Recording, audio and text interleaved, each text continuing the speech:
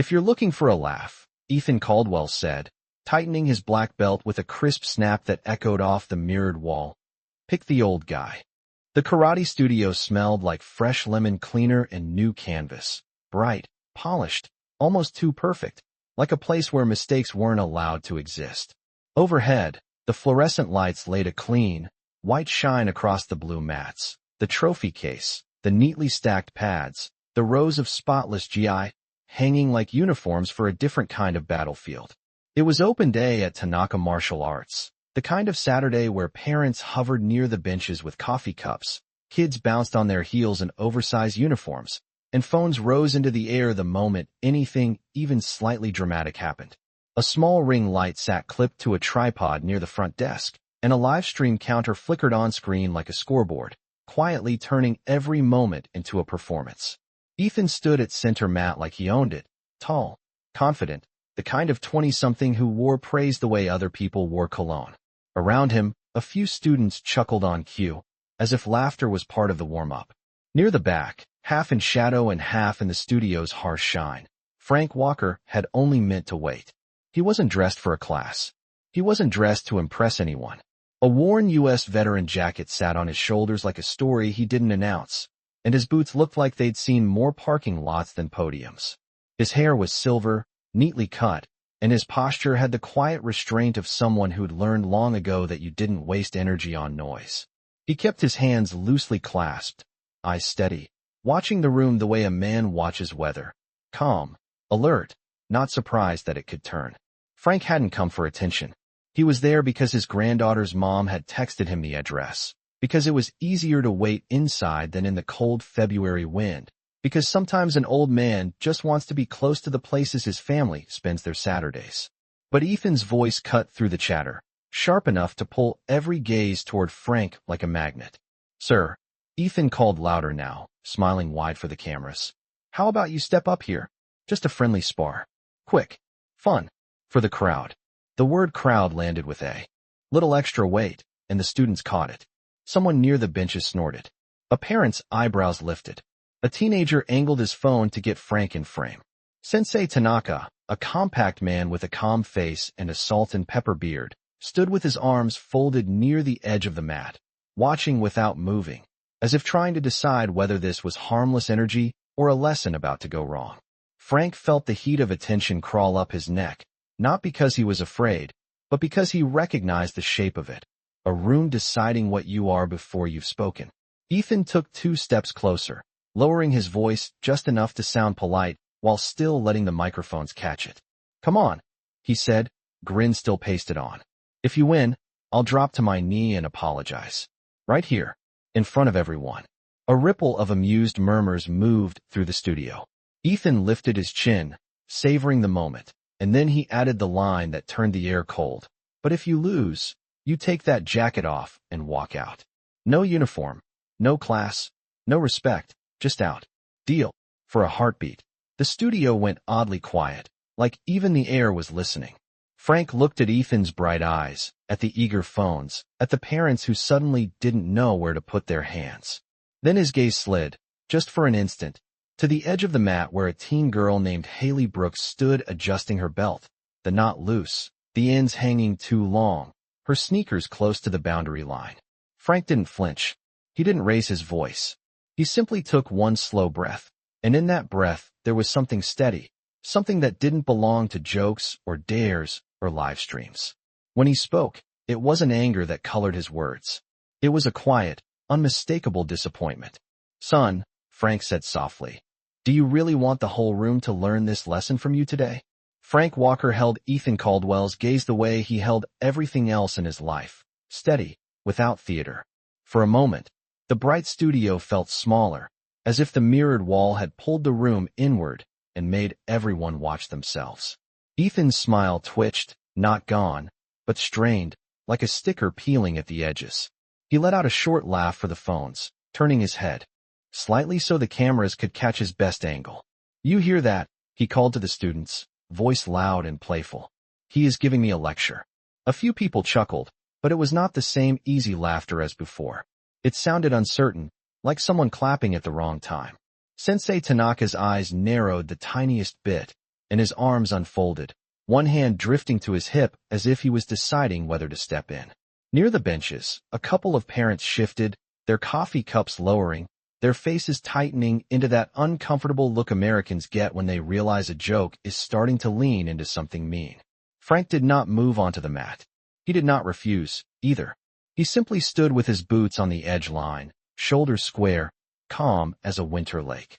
He looked around the dojo, not at the trophies, not at the ring light, but at the people. At the kids with belts tied too loose. At the adults who wanted their children to learn confidence, not cruelty. At Haley Brooks near the boundary, still fussing with her belt ends, the knot slipping as if it did not want to hold. Frank's voice stayed low, measured, built for being heard without needing volume. I came to wait, he said.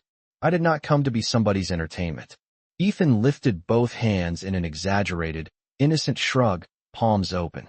Nobody is entertaining, he said, drawing the word out like he was tasting it. This is a martial arts school. This is what we do. Two people, a little sparring, safe and friendly. He leaned closer again, lowering his voice, making it sound like a private kindness while still letting the microphones drink it in. Sir, it will be fine. We will keep it light. You can tell your family you tried. Everyone goes home smiling. Frank's eyes flicked to the small screen near the front desk where the live stream comments rolled in, little hearts floating up like confetti. He saw names he did not know, strangers deciding the story before it happened. He saw how quickly a room could turn a person into a punchline. And under that, he felt something older than pride, responsibility. Sensei Tanaka cleared his throat, stepping half a pace forward. Ethan, he said, voice calm but firm, this is a school. We show respect here. Ethan's head turned, his grin returning like a mask snapping back into place. Respect is exactly what I am teaching, Ethan replied, still loud enough for the phones. If he beats me, I apologize. That is respect. If I win, he leaves the jacket. That is also respect. Rules are rules. The students murmured again, and Frank could hear the hunger in it, that restless urge people get when they think something dramatic is about to happen. Frank turned slightly, just enough to address Sensei Tanaka without making a show of it. Sensei, he said, I will not embarrass your school. Then he looked back at Ethan, and the disappointment in his eyes softened into something else, something almost gentle. But I will not let you embarrass yourself, either. Ethan scoffed, but his throat tightened as if he was swallowing something. So you are scared, he said, and the word scared was meant to sting. Frank did not react to the bait. He took a slow step forward, not onto the center mat, only to the edge, stopping where the blue mat met the floor like a shoreline. His hands remained open at his sides. I will agree to one thing, Frank said, voice even. If we do this, it stays respectful. No shouting. No stunts for the cameras. And you give these kids room. They are too close to the line. Ethan's eyes darted to the students, to the phones, to the parents, then back to Frank. His pride did the talking before his judgment could catch up. Fine, Ethan said. Step on. Frank glanced once more at Haley's loose belt ends, then at the crowded edge. In one quiet motion, he gestured with two fingers, a subtle sweep, and a couple of students shuffled back, without even realizing they had obeyed.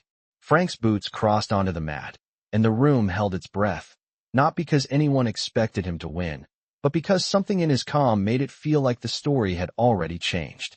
The moment Frank Walker stepped onto the mat, the air in the dojo shifted from playful to watchful, like a room realizing it had been laughing too loudly in the wrong place.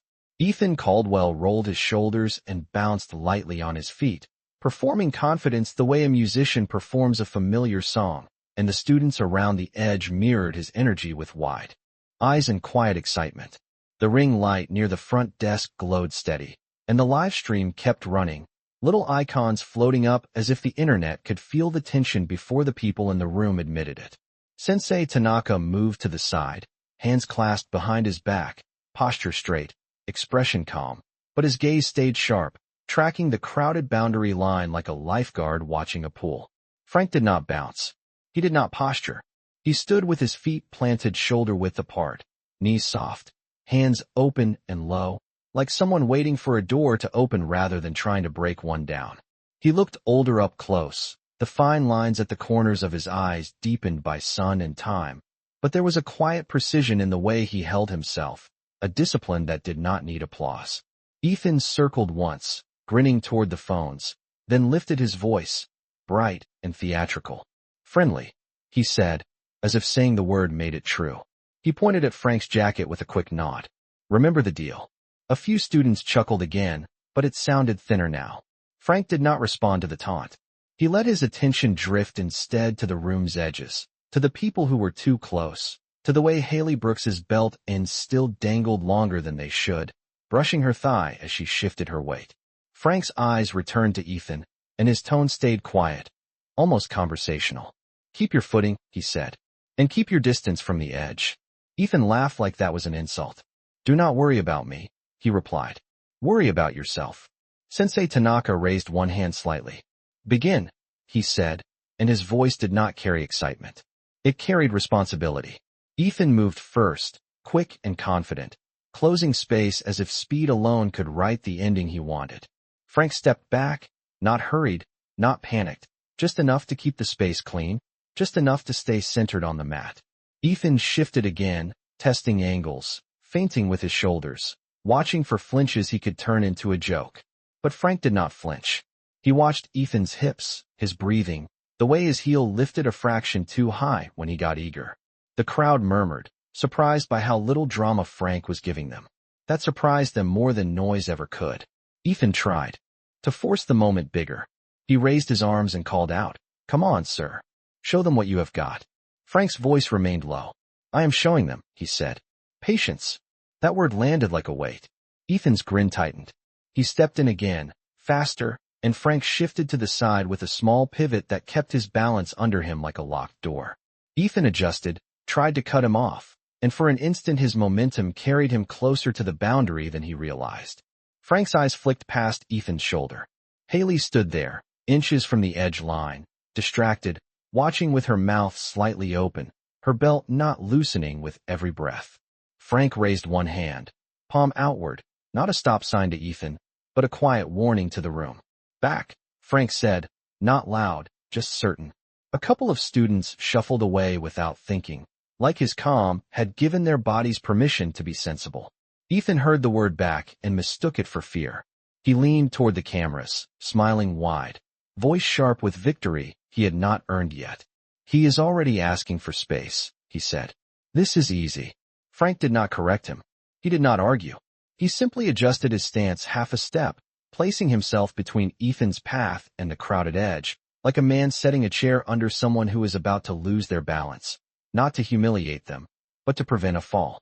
And in that single, quiet shift, the dojo felt something it could not name, that the old veteran was not here to win a joke.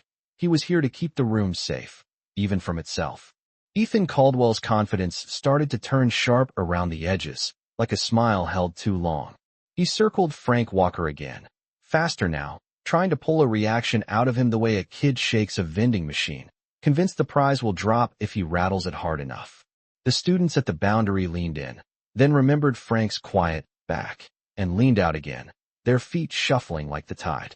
The parents watched with attention they did not sign up for, and more phones rose, not because the moment was fun anymore, but because people sense when a room is about to teach a lesson the hard way. Ethan glanced at the camera, near the front desk, then at the live stream counter, and his voice lifted into performance again. "He is doing a lot of walking," Ethan said, making it sound like a punchline. "Is that the strategy, sir? Just keep stepping away until I get tired." Frank kept his hands open and his posture calm. "I am not stepping away," he replied evenly. "I am staying where it is safe." That answer did not get a laugh. It got a pause. Ethan did not like pauses. Pauses do not feed ego. Pauses make people think. So he tried to fill the space with bravado. He moved in with a quick burst, then pulled back, then moved in again, trying to make Frank flinch, trying to make him look confused for the cameras. Frank stayed quiet, tracking him without chasing, the way a man watches a door when he knows someone is about to slam it. Sensei Tanaka's gaze shifted from Ethan's shoulders to his feet, then to the boundary line, then to Haley Brooks, who had drifted a little closer without noticing, her belt not loosening more with each nervous tug. The ends hung down like ribbons, almost brushing the mat. Frank noticed it too. He did not glare at her. He did not call her out. He simply angled his body so that, no matter what Ethan did, the path would not cut straight toward the edge. Ethan saw the angle and misunderstood it. He thought Frank was hiding. He thought Frank was planning to escape. So Ethan raised his voice again, loud enough to invite the room back into his joke. "Hey, everyone," Ethan said, breath a little faster now, excitement mixed with irritation. "Watch this. I am going to show you what a black belt looks like when he stops being polite." Sensei Tanaka's jaw tightened. "Ethan," he warned, quiet but firm. Ethan did not look at him. He looked at the phones. He looked at Frank's jacket, like it was a trophy he had already claimed. And then Ethan took a larger step than he had before, trying to cut off Frank's space, trying to force him backward toward the edge where the crowd stood and the story could end with laughter. Frank's expression did not change, but something in his eyes sharpened, not with anger, but with focus. He lifted one hand, palm open, and his voice dropped lower than the room's noise. "Enough," Frank said. It was not a command meant to dominate. It was a boundary meant to protect. Ethan scoffed. "Enough?" he echoed, smiling like he had caught a weakness. "You are the one who agreed." And in his eagerness to prove himself, he shifted his weight too quickly, the heel of his foot sliding a fraction on the clean mat. It was small, almost invisible, but Frank saw it the way you see a glass teetering at the edge of a table. At the same instant, Haley's loose belt end snagged lightly at her own hand as she adjusted them, and she took a half step forward without thinking, toes near the line, eyes fixed on Ethan's movement. Two tiny mistakes, two separate people, one narrow strip of space. The dojo held its breath. Frank moved, not fast like a show, but precise like a decision. He did not charge. He did not strike. He simply stepped into the gap, placing himself as a calm barrier, then extended his open hand toward Haley with a gentle guiding motion, the way an adult guides a child away from a curb. "Sweetheart, back up 2 steps, Frank said, voice steady and kind. Haley blinked, startled by being addressed, then obeyed without question, stepping back until her sneakers were safely on the rubber flooring behind the boundary. Her cheeks flushed, not from shame, but from realizing she had been 1 inch from being part of a moment she did not understand. Ethan, still caught in his own momentum, checked himself and straightened, eyes widening for a split second before he masked it with a laugh. "Wow," he said loudly, trying to turn it back into comedy. He is giving safety lessons now. But the room did not laugh. The parents did not smile. The students did not cheer. They watched Frank, and for the first time, they did not see an old man in a worn jacket. They saw someone who cared more about the people around him than about winning a room. And that kind of strength made Ethan's performance feel suddenly small. Ethan Caldwell's laugh landed in the dojo and faded without finding a place to sit. The silence that followed was not dramatic, not staged, just honest, and it made the ring light feel suddenly too bright, like it was exposing more than it was recording. Haley Brooks stood a safer distance back now, hands still at her belt, eyes wide, breathing shallow as if she had only just realized how quickly a harmless moment could turn messy. Frank Walker gave her a small nod, not praise, not pity, just reassurance. And then he returned his attention to Ethan with the patience of a man who had spent years watching young pride run ahead of young judgment. Ethan's face flushed, and the flush was not from exertion, because Frank had not forced him into anything. It was from the room not laughing when he demanded it. It was from the sudden feeling that he was the only one still trying to make this a show. Ethan straightened his GI and lifted his chin, searching for control. "All right," he said, voice louder than it needed to be, as if volume could restore his status. "Back to it." Sensei Tanaka's eyes stayed on Ethan, calm but unblinking. "Respect," the sensei said quietly, and that single word sounded less like a suggestion and more like a requirement. Ethan nodded without really nodding, a quick jerk of the head that meant yes to the room and no to the lesson. He shifted his stance again, feet light, shoulders tense. Frank remained still, hands open, weight balanced, standing closer to the center line now, not cornering Ethan, but gently steering the space away from the edge. Ethan noticed the positioning, and his annoyance sharpened. He wanted Frank to back up. He wanted the old man to look small. He wanted the room to return to the simple story he had promised them, the star versus the joke. So Ethan began to pressure forward again, not with calm, but with insistence, stepping in and out quickly, making sudden changes in direction, trying to force Frank to retreat. Frank did not retreat. He adjusted, always staying in a safe pocket of space, always leaving Ethan room to breathe, room to stop, room to choose something wiser. That was what made Ethan feel trapped. Not by force, but by options. The parents saw it too, even if they could not name it. A mother near the benches pressed her lips together and lowered her phone. A father who had been smiling earlier now stared at the mat with his arms crossed, as if he was watching his son learn the wrong kind of confidence. The students, once hungry for a punchline, watched Frank's calm with a strange new respect, as if they were seeing a form of strength they had not been taught to celebrate. Ethan tried to reclaim the room by speaking again, because silence belonged to Frank. "You keep moving me around," Ethan said, voice tight, a complaint disguised as an accusation. "What is that supposed to be?" Frank's reply came without edge. "It is called awareness," he said. "It keeps people from getting hurt." Ethan's eyes narrowed. "Nobody is getting hurt," he snapped, and then, as if to prove it, he surged forward with more speed than control, trying to cut Frank off, trying to force a dramatic moment for the camera. Frank shifted, one clean step, and Ethan overcommit, his foot landing a little too far, his weight tipping just enough that his body had to scramble to catch up. It was still not a fall. It was still recoverable. But in that same beat, a teenager at the boundary leaned in again to get a better angle, his sneaker half on the mat, half off. Frank saw the sneaker, the tilt, the risk, and his voice cut through the tension with calm authority. "Off the mat," Frank said, not yelling, not scolding, simply stating the boundary like a fact of gravity. The teenager startled and stepped back immediately, eyes wide, cheeks pink. Ethan heard Frank's command and mistook it for dominance. His pride flared like a match.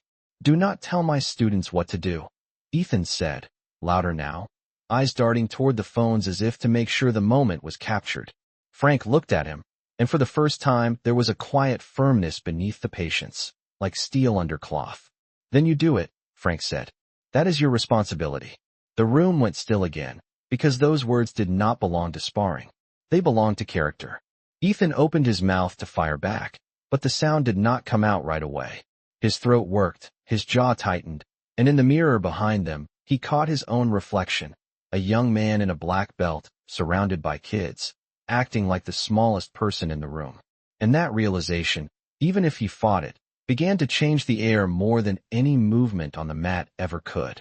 For a few seconds after Frank Walker said that word responsibility, Ethan Caldwell looked like a man standing in front of a mirror that refused to flatter him. The dojo's bright lights reflected everything back without mercy. The phones in the air, the children watching, the parents holding their breath, the sensei's stillness like a line drawn in ink. Ethan swallowed, then forced a grin again, because pride does not like silence and it hates being corrected in public. "Okay," he said, voice clipped, trying to sound in control. "Let us keep it simple." He lifted his hands higher, posture sharper, as if he could tighten his way out of discomfort. Frank did not move first. He did not even look irritated. He simply stayed centered, feet grounded, eyes calm, like someone who had learned that the quickest way to end chaos was not to match its speed. Ethan began to circle again, but now his movements had a new edge, not playful, not curious, but desperate to reclaim the room. His breathing picked up, and the students felt it. A few of them leaned forward, then caught themselves, stepping back as if Frank's earlier calm instruction had quietly rewritten the rules of the space. Haley Brooks stood behind the boundary now, hands gripping her belt ends, not finally tightened, eyes locked on Ethan with a worried concentration that did not belong in a kid's class. Sensei Tanaka took one step closer to the mat, just enough to be seen, not enough to interrupt, the way a good teacher positions himself when he knows a student is about to learn something that cannot be explained in words. Ethan glanced at the sensei, then at the phones, then back at Frank. "You keep acting like I am the problem," Ethan said, louder again, letting the cameras catch it. "I am just giving the people what they came for." Frank's answer came soft, almost sad. "They came for their kids," he said. "Not for your ego." That landed like a weight in the room. A parent near the benches shifted, eyes narrowing at Ethan for the first time. A couple of students looked down, suddenly uncomfortable about the laughter they had given away so easily. Ethan's jaw tightened. He stepped in with a sudden burst, trying to force a moment, trying to make Frank do something dramatic so the live stream could feel justified. Frank did not rise to it. He did not panic. He did not chase. He simply slid half a step and angled his body, keeping space open, keeping the center line safe, guiding Ethan away from the boundary without making it obvious. And that subtle guidance, that quiet control, made Ethan feel like he was being led without permission. He hated that. So Ethan pushed harder, feet moving faster than his attention, trying to cut off Frank's angle, trying to win control back with speed. The mat squeaked faintly under his heel, and his weight shifted too far forward for a split second, the kind of tiny mistake you only notice when you have spent years watching people trip over their own confidence. Frank noticed. He also noticed something else at the same instant. A young boy at the edge, maybe 10 years old, had stepped forward again to see better, his toes inches from the line, eyes wide, mouth open. The boy did not understand boundaries yet. He only understood excitement. Ethan's momentum and the boy's curiosity were moving toward the same narrow space. Frank's body responded before the room could even form a gasp. He did not rush with aggression. He moved with purpose. He raised one open hand toward the boy, palm gentle, and guided him back with a firm, quiet word. "Back up," Frank said, voice steady as a handrail. The boy took 2 steps backward immediately, like he had been waiting for an adult to sound like one. At the same time, Frank shifted his own position to block the crowded edge, placing himself in the safe lane again, letting Ethan's forward drive meet nothing but empty space and a reminder that this was not a stage. Ethan checked himself mid-motion, his shoulders jerking as he tried to recover his balance. He did not stumble to the floor. He did not crash. But the scramble was visible, and the room saw it. The black belt, momentarily out of control, and the old veteran, effortlessly preventing a mistake from becoming a problem. The phones did not cheer. They did not laugh. They kept recording, but now the recording felt different, less like entertainment and more like evidence. Ethan's face reddened again, anger rising because he knew, somewhere deep down, that Frank had just saved him from a moment he would have regretted. "Stop doing that," Ethan snapped, voice sharp. "Stop acting like I am dangerous." Frank's eyes stayed calm. "You are not dangerous," he said. "You are careless." The word careless fell into the dojo like a dropped key, small, metallic, impossible to ignore. Sensei Tanaka exhaled slowly, and in that breath there was disappointment, not in Frank, but in what Ethan had chosen to become for the cameras. Ethan opened his mouth to argue, but the parents' faces had already changed, and the students' eyes had already shifted, and the room had already begun to understand the difference between someone who wants attention and someone who carries responsibility like a quiet promise. Ethan Caldwell stared at Frank Walker as if the word careless had slapped him, even though it had been spoken like a calm truth.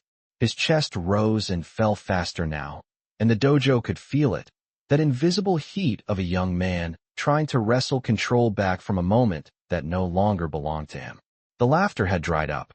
Even the live stream hearts seemed to float up more slowly, like the internet sensed the mood shift but did not know what to do with it. Parents lowered their phones and looked at their children instead. Students who had been hungry for a joke now watched Frank the way you watch a teacher you did not expect to respect. Sensei Tanaka stepped closer to the mat again, his face still calm, but his eyes carried a warning that only a skilled student would read. Ethan saw the sensei, and something inside him panicked, because he understood what that look meant. His teacher was close to ending this. If it ended now, Ethan could not win the story back. If it ended now, the room would remember the silence, not the performance. So Ethan forced another smile, too bright, too sharp, and he looked toward the cameras like a man grabbing the steering wheel with sweaty hands. "You are really good at talking," Ethan said, voice loud, trying to bait Frank into sounding angry. "You should start a class on manners. I will be your first student." A few students glanced at each other, unsure whether to laugh. No one did. Frank did not take the bait. He did not raise his voice. He did not lecture. He simply held his open hands low, relaxed, and his eyes stayed on Ethan with a steady patience that made Ethan's sarcasm look childish. "You do not need my class," Frank said quietly. "You need your own to mean something." That line hit the room in a different place than pride. It hit where parents keep their hopes for their children. It hit where teachers keep their standards. It hit where young people keep their fear that they are not as important as they pretend to be. Ethan's smile vanished for half a second, then returned as a mask. "All right," he said, voice tightening. "No more talking." He shifted his feet, then shifted again, trying to build momentum out of frustration. Frank's eyes tracked him, not with intimidation, but with awareness, like a man watching a storm move across an open field. Frank heard the soft squeak of Ethan's heel, the slight scrape that came when someone moved faster than they were thinking. He also heard the room, the tiny sounds people make when they are nervous, a parent's breath caught behind a coffee cup, a child's belt fabric rubbing, the faint buzz of a phone notification that no one dared check. Frank's mind flashed, just for an instant, to different rooms from long ago, rooms where young men proved themselves loudly and then regretted it quietly. He did not live in those memories, but they lived in him, shaping the way he watched risk before it became harm. Ethan took a wider step, trying to cut an angle, and his attention flicked to the livestream screen for one careless beat, checking whether he still looked like the hero of his own story. In that beat, he stopped watching his space. The boundary line was closer than he thought, because people had inched forward again without meaning to. Haley Brooks, safe behind the line, clutched her belt ends and whispered, "Please stop," to no one in particular. Sensei Tanaka's hand lifted slightly, a silent signal that he was about to end it. Frank saw it. Ethan did not. Ethan moved again, fast and forceful, trying to force a dramatic moment that would rescue his pride. Frank did not respond with aggression. He responded with leadership. He raised his voice just enough for the whole room to hear, and the calm in it made everyone freeze. "Enough," Frank said again, not as a challenge, but as a boundary. Ethan's forward drive checked mid-step, his eyes widening as if he had just realized, too late, that the room was no longer cheering for him. Frank's gaze swept the students, the parents, the sensei, and then returned to Ethan with quiet certainty. "You want a lesson?" Frank said. "Then listen. The strongest person in a room is the one who can stop." Frank Walker's words hung in the air longer than anyone expected, because they did not sound like a challenge. They sounded like a truth that had been waiting in the corner of the room. The strongest person in a room is the one who can stop. For a moment, even the phones seemed to hesitate, as if the people holding them did not know whether to keep filming or finally put them down and look at their own children. Sensei Tanaka's shoulders eased a fraction, not because the situation was solved, but because Frank had finally said what the sensei had been trying to teach for years in quieter ways. Ethan Caldwell, however, looked like he had just been handed a mirror and did not like what it showed. His eyes flicked to the live stream counter again, and that tiny glance was all Frank needed to understand the problem. Ethan was not fighting a person, he was fighting embarrassment. Ethan swallowed, then forced a laugh that sounded brittle. "That is cute," he said, voice loud, trying to reclaim the room with sarcasm. "You came in here, you act like you were teaching my class, and now you want to end it on a quote." Frank did not react. He simply stood there, calm, hands open, feet grounded, giving Ethan the one thing young pride hates most: time to choose better. Ethan did not choose better. He chose louder. He rolled his shoulders, shook out his arms, and turned slightly so the cameras could see his belt, his stance, his confidence. "One more," Ethan announced, and the word "one more" was not for Frank, it was for the audience. "Just so nobody thinks I backed down." A parent near the bench whispered something under her breath that sounded like, "Please stop." Haley Brooks clutched her belt ends tighter, eyes darting between Ethan and Frank, like she was watching a car speed up near a school zone. Sensei Tanaka lifted his hand, ready to end it, but he paused when Frank gave the smallest shake of his head, as if to say, "Let him see it. Let him learn it." Ethan stepped forward again, quick and determined, but his determination was not guided by control. It was guided by frustration, and frustration makes people ignore the small things that keep everyone safe. Ethan's feet cut a sharper angle than before, and his upper body leaned just a little too far into the motion, as if he believed momentum could substitute for discipline. Frank saw the lean. He saw the boundary line. He saw the way the crowd had unconsciously inched forward again, pulled by the same curiosity that makes people crowd around fireworks. And he saw Haley, who had shifted her weight without noticing, one sneaker close to the line again, her attention glued to Ethan's movement. It was not a dramatic mistake. It was the kind of ordinary, careless mistake that becomes a headline when nobody stops it in time. Frank's body moved before the room could form a sound. He did not swing. He did not strike. He stepped into the safe lane and reached out with an open hand, guiding Haley back by her shoulder with gentle firmness, like moving someone away from a closing door. 2 steps, Frank said, calm and clear.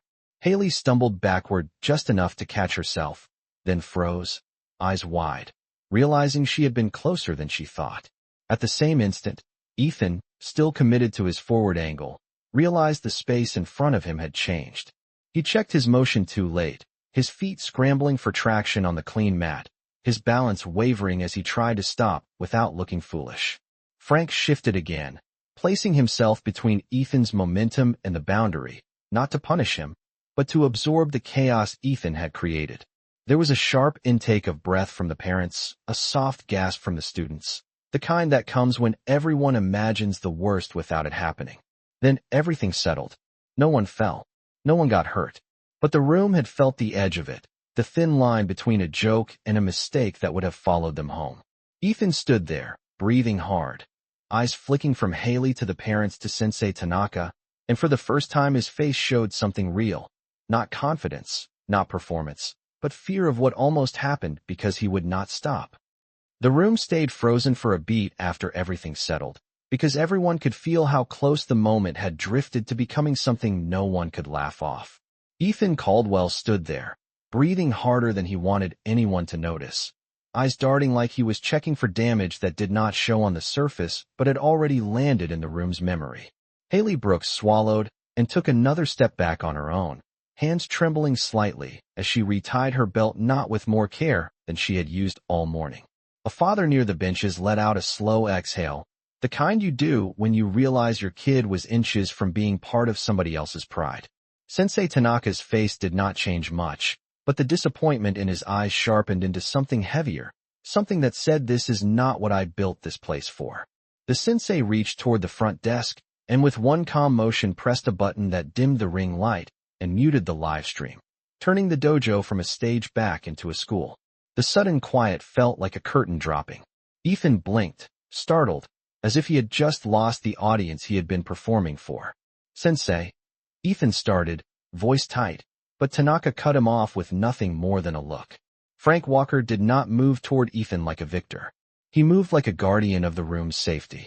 He looked at Haley first and offered a gentle nod that said, "You are okay."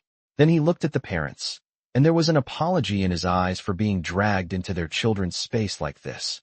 Finally, he looked at Ethan, and his voice stayed calm, low, almost private even though everyone could hear it. "You felt it," Frank said. "That moment when you could not stop. That is the moment that hurts people." Ethan's jaw clenched. Pride tried to rise again, but it had less oxygen now that the cameras were gone. "I did stop," Ethan snapped, then immediately heard how weak it sounded. Frank nodded slightly, not agreeing, just acknowledging. "You stopped late," he replied. "And late is where accidents live." The room did not argue with him. The room had just seen it. Sensei Tanaka stepped onto the edge of the mat, hands behind his back, voice measured. "This ends now," he said. Ethan's shoulders dropped a fraction, anger and shame tangled together. "So I lose?" Ethan asked, and it was the first honest question he had asked all day. Frank studied him for a long second, then shook his head once. "No," Frank said. "Not unless you choose to." Ethan frowned, confused. Frank took one slow step closer, still leaving respectful distance, still keeping his hands open. "You wanted to show them what a black belt is," Frank continued. "Then show them the part that matters. Show them you can reset." Ethan swallowed. The students watched him like they were watching a bigger test than any sparring match. Frank gestured lightly toward the center of the mat. "Start again," Frank said. "Not for the room. For you." Ethan hesitated, and in that hesitation, you could see the boy under the belt, the one who had once wanted to learn discipline before applause taught him a different lesson. He nodded once, small, reluctant, but real. "Okay," Ethan said quietly, and the word okay sounded like surrender and relief at the same time. Frank positioned himself at center, relaxed, calm. "Move slowly," Frank instructed, voice steady. "Think about your feet. Think about balance. Think about control. Ethan stepped in carefully, slower now, as if he had finally realized that speed was not the same thing as skill. Frank let Ethan come close, then guided him with the lightest touch at the wrist and forearm, redirecting his line so gently it looked like nothing. Yet Ethan's balance shifted immediately, his posture correcting as if Frank had adjusted a compass needle. A murmur rippled through the students, not excitement, but recognition. Ethan tried again, more controlled, and Frank guided again, turning Ethan's momentum into stillness, showing him how to stop without panic, how to keep his feet under him, how to hold power without needing to prove it. Ethan's eyes widened as he felt the difference, as if his own body was finally learning what his mouth had been too loud to hear. And in that quiet center of the mat, with no cameras and no laughter, the real reveal finally arrived. Frank was not here to win a bet. He was here to teach a lesson Ethan had been avoiding, the kind of lesson that turns a belt from decoration into responsibility. Under the steady white lights, the center of the mat stopped feeling like a stage and started feeling like a classroom again.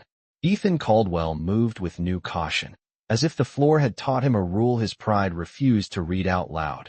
Control mattered more than speed. Frank Walker guided him with small, precise adjustments, the kind that looked almost invisible until you saw Ethan's posture change, his shoulders lowering, his breathing settling, his feet landing with intention instead of urgency. It was not humiliation. It was instruction, plain and simple. The students watched with a different kind of attention now, quieter and deeper, like they were finally seeing what the belt was supposed to mean. Haley Brooks stood behind the boundary line with both hands still on her tightened knot, her eyes following Frank's movements the way you follow a lighthouse when the water gets rough. Sensei Tanaka stayed near the edge of the mat, hands behind his back, his expression calm but watchful, as if he was protecting the meaning of his school one breath at a time. Frank let Ethan step in again, then redirected him gently, showing him how to stop without scrambling, how to reset without losing dignity. Ethan's face flushed, not with anger now, but with realization, like a man hearing his own voice on a recording and finally understanding why it sounded wrong. I thought, Ethan began, then stopped, swallowing the rest. Frank did not rush him. He simply waited, the way steady people wait when they want you to find the truth yourself. Ethan tried again, voice lower, stripped of performance. I thought I had to prove it, he said. Frank nodded once. Proving and improving are not the same thing, Frank replied. Ethan stared at the mat, then lifted his eyes to the room. Without the ring light, the faces looked more human and less like an audience. He saw the parents who had come for their children, not for his ego. He saw the students who had laughed because they trusted him to lead. He saw Haley, whose safety had depended on someone older, choosing responsibility over pride. Ethan's throat tightened. He looked at Sensei Tanaka, and for the first time all morning his posture carried respect instead of entitlement. Sensei, Ethan said, and his voice shook just slightly. I was wrong. The dojo did not erupt. It did not cheer. It simply listened, because real apologies do not need applause. Sensei Tanaka's eyes softened a fraction, but his voice remained firm. Say it clearly, he said. Ethan turned back to Frank, then to the students, then to the parents, as if he understood that harm done in public deserved repair in public. He stepped to the center line, feet shoulder-width apart, and he lowered himself onto one knee, exactly as he had bragged he would, but now it was not a dramatic promise fulfilled for a camera. It was a lesson fulfilled for a room. Mr. Walker, Ethan said, words careful and full. I am sorry for turning you into a joke. I am sorry for disrespecting you, and I am sorry for setting a bad example for my students. Frank's face did not gloat. It softened with something like relief, as if he had been hoping Ethan would choose this before something worse forced it.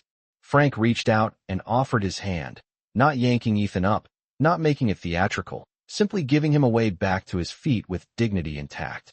Ethan took it and stood. Frank's voice stayed low, warm, and steady. Stand up, Frank said, and keep standing up the right way. Ethan nodded, blinking fast, then turned to the students. Class, he said, voice quieter than they had ever heard from him. Step back and give each other space. We do not crowd the line. We do not make people smaller to make ourselves feel big. The students obeyed immediately, not because Ethan sounded powerful, but because he finally sounded responsible. And in that moment, the justice in the room did not look like punishment. It looked like a young man learning, in front of everyone, that real strength is the courage to stop and the humility to change. The dojo did not explode into celebration after Ethan Caldwell apologized. It settled, the kind of quiet that comes when a room exhales at the same time, grateful that something went right before something went wrong. Phones lowered fully now, and a few parents slipped their devices back into pockets, as if they were ashamed they had ever wanted a moment like that on video. The blue mats looked the same, the trophies still gleamed behind glass, the fluorescent lights still washed everything in clean white, but the atmosphere had changed, like someone opened a window and let fresh air push out the stale need for attention. Sensei Tanaka nodded once, not as a reward, but as acknowledgement that a lesson had finally landed. He turned to the students and spoke with calm authority. "Line up," he said. The kids moved quickly, more orderly than before, as if they were relieved to follow a simple instruction after all that tension. Ethan joined them, not at the front, not as a star, but at the side, shoulder to shoulder with teenagers and children, head slightly bowed, hands at his sides, learning what it felt like to be part of a class instead of above it. Frank Walker stepped off the center mat with the same quiet pace he had stepped onto it, and the parents watched him now with a respect that was not pity and not surprise, but something older and steadier.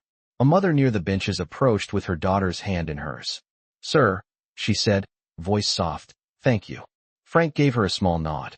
"Keep them safe," he replied, and it sounded less like advice and more like a promise he hoped every adult in the room would make.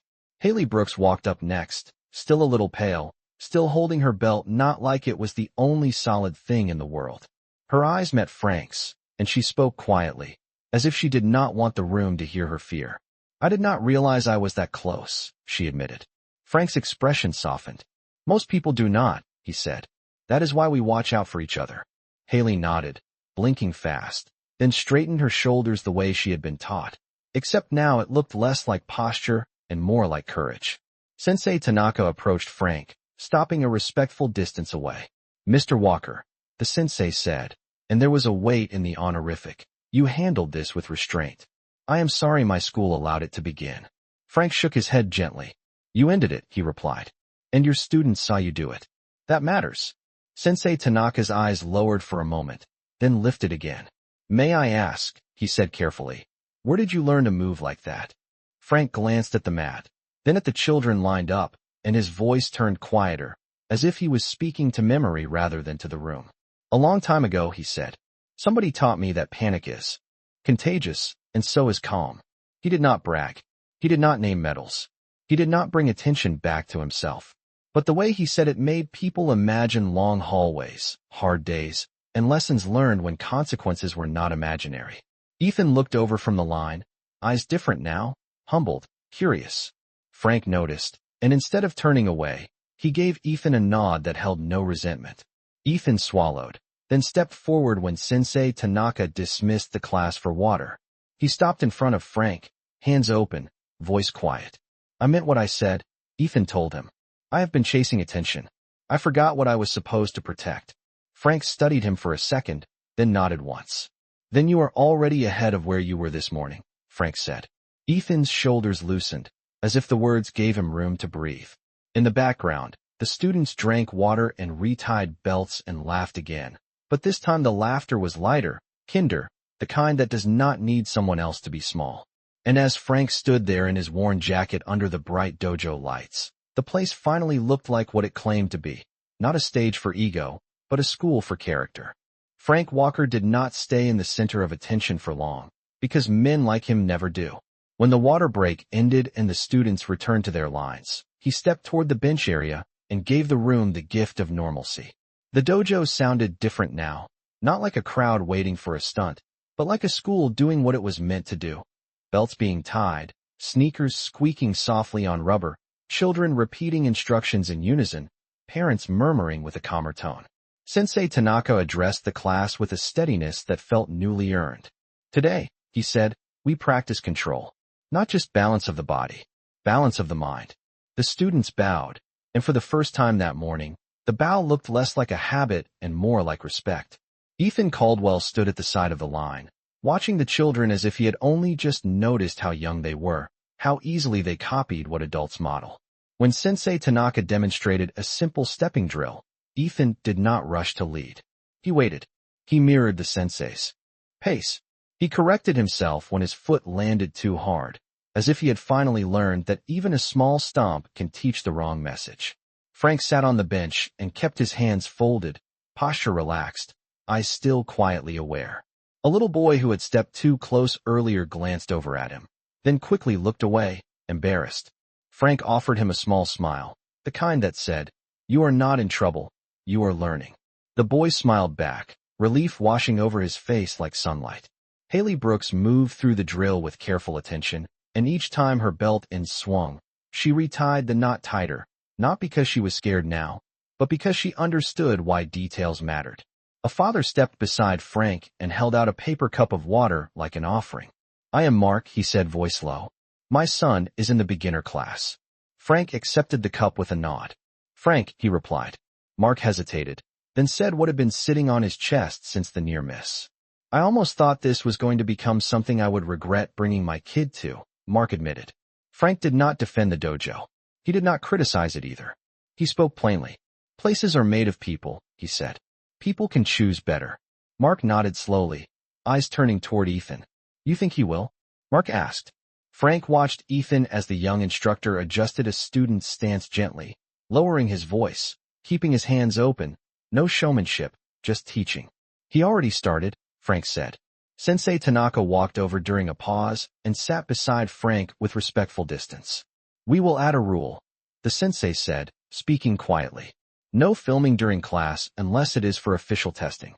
Open day is for learning, not for performance." Frank looked at him, approving. "Good," he said. Sensei Tanaka continued, voice steady. "And Ethan will spend the next month assisting beginners. Not as punishment, as responsibility." Frank's eyes softened. "That is how you fix it," he replied. Across the room, Ethan overheard his name and looked over, tense for a moment, expecting discipline to be humiliation.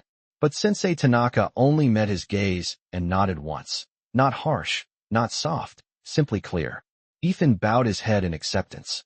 In that small exchange, the dojo's future quietly shifted. The day that almost became a joke became something better, a turning point. And Frank, sitting under the bright lights with his worn jacket folded neatly at his side, looked less like an unexpected guest and more like the reminder every community needs, that real strength is measured by what you prevent, what you protect, and what you are willing to change when you realize you were wrong. By the time class ended, the afternoon light had shifted outside the front windows, turning the parking lot into a soft silver wash and making the dojo feel less like a bright box and more like a safe place again. The students bowed one last time, their voices repeating the closing words together, and this time the sound carried something steadier than routine. Parents gathered jackets and water bottles, children chattered about drills and footwork instead of boasting and dares, and the air that had once been tight with tension now smelled mostly like clean mats and calm. Frank Walker stood slowly from the bench, easing his veteran jacket back onto his shoulders as if he were lifting a familiar weight that never quite left him. Then he slipped his hands into the pockets and looked around the room one more time. He did not look for praise. He looked for peace. Sensei Tanaka walked him toward the front, stopping beside the trophy case. And for a second the polished glass reflected them both, the teacher who built the school and the quiet guest who reminded it what the school was for. "You did not have to step in," Sensei Tanaka said softly. Frank's mouth curved into the smallest smile. "Somebody once stepped in for me," he replied. "I just passed it along." They reached the front desk where the ring light sat dim and useless, and Sensei Tanaka turned it so it faced the wall, like a symbol being put away. "Next week," the sensei said, "we will post the new rules. No filming. More space. More safety. More meaning." Frank nodded, approving, and his eyes drifted to Ethan Caldwell across the room. Ethan was kneeling beside a younger student, helping him tie a belt knot properly, patient and quiet, repeating the steps with care until the kid got it right. There was no camera, no applause, just responsibility in plain sight.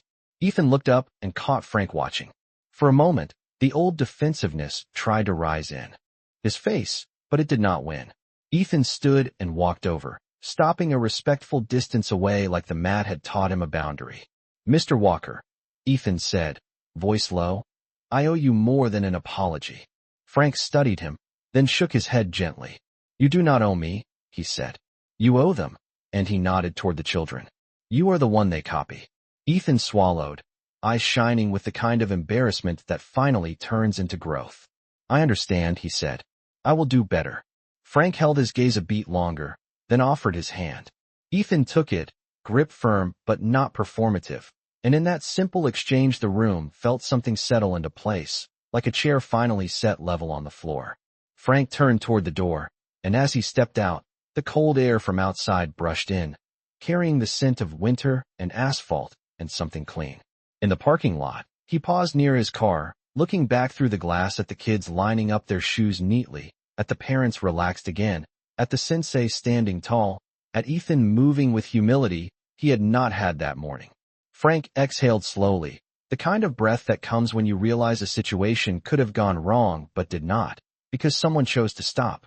He opened his car door, then hesitated, touching the worn fabric of his jacket as if to remind himself of the lesson too. In a world that loves noise, Frank thought, calm is a kind of courage. In a world that rewards bravado, restraint is a kind of strength. And in places where children are learning who they will become, the greatest victory is not being the toughest person on the mat, but being the safest person in the room.